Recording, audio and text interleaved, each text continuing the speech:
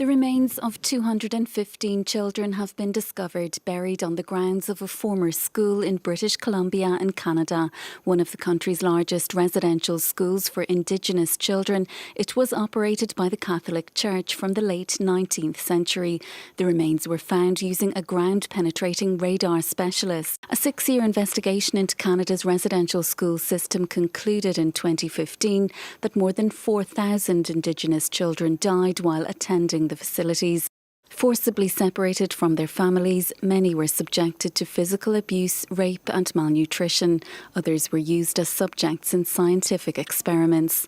The last of the schools closed in 1996. Over a decade later, the Canadian government issued a formal apology. Row upon row of children's shoes, each pair marking a lost son or daughter.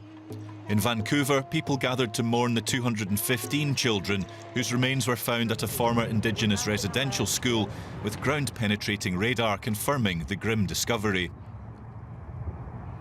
It was shocking at every single level.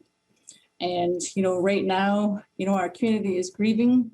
We all had to take time to absorb, what we were told, what we've seen. And, we're still grappling through the effects. Founded in 1890, the Kamloops School was one of Canada's state-run Indigenous residential schools. After being forcibly separated from their parents, children were made to convert to Christianity and banned from speaking their native languages.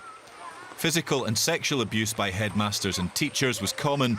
A 2015 report found that over 3,200 children had died from maltreatment and neglect in what it called a cultural genocide. The Kamloops School closed in 1978, but rumours persisted that the deaths of many children had been covered up.